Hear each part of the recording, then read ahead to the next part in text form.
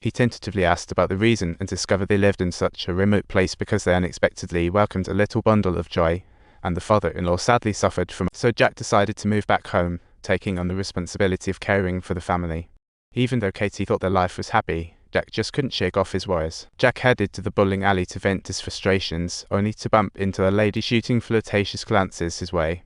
This wasn't the first time he saw her, so he decided to clarify things. What do we have going on here? Can we finally get this sorted? If you're up for it, we've been dancing around this for years. Sure enough, she had long been fond of him, and finally got a response today. She promptly invited Jack to her place for the weekend. Jack didn't say no, but she forgot to ask for the address, so she planned to get it from her friend. But her friend was totally shocked. The old Jack would never have done that. You're acting like you've caught fire. You know, in a big city like this, no one disregards a fellow like him. Being with Katie is great. She's amazing. If you mess this up, I swear, I won't let you live it down. However, upon returning home, he found Katie cared nothing about the day's events. Seeing his devoted wife, Jack felt guilty. Guilt and self-blame surged within him, and he exclaimed, "You're incredible. This little gift is just perfect. I think you should keep this beauty.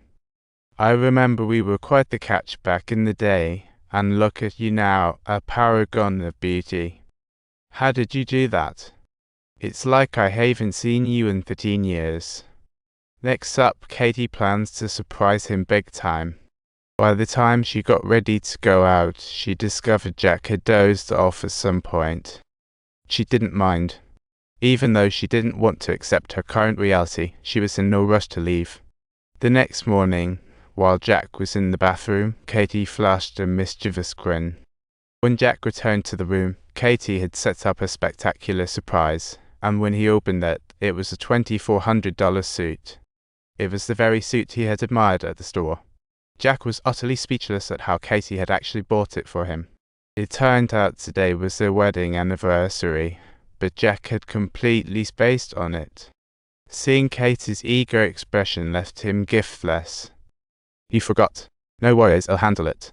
I'm off now to get you some gifts. This left Katie extremely disappointed. Jack started fretting over how to make it up, but thankfully his daughter had a bright idea.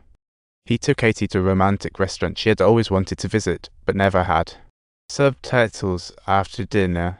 Jack invited Katie to dance, and as the melody played on, they danced gracefully in the restaurant. They were like a pair of butterflies dancing in a dream, lost in the joy of their dance. Later, they arrived at the hotel, and at that moment, Jack realized he had always loved Katie deeply. Later, Jack accidentally watched their wedding video and felt embarrassed at first, but soon he felt like he was there, reliving the joy.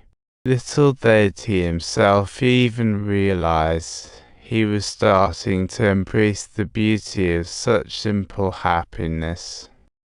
As days passed, he grew from flustered to calm, even making chocolate milk for his daughter. The once extravagant Jack now remembered the price of a bag of salt down to the cent, just $4.99. It was truly a blessing.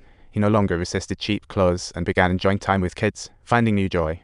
Every morning, a goodbye kiss with his wife energized him. After work, goofing around with her brought him immense satisfaction and happiness.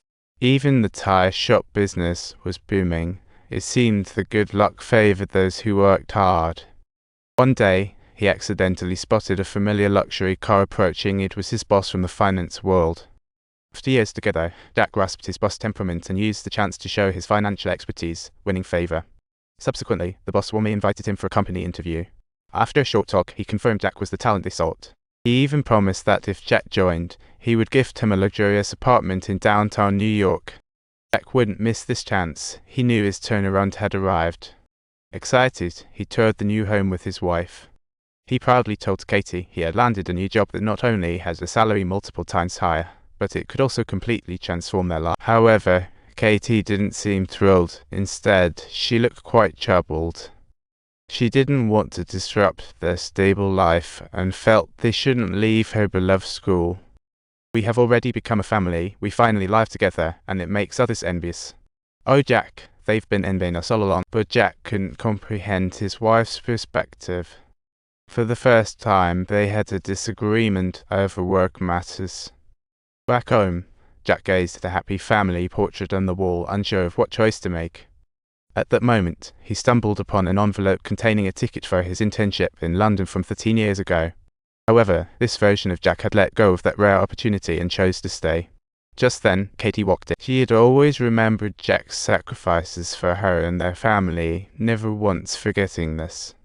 Although Katie was very fond of their cozy little home, she still yearned to spend her life with her partner. If you need me to, I'll take these 2 kids and our shared love and family, and I'll take you anywhere you want to go.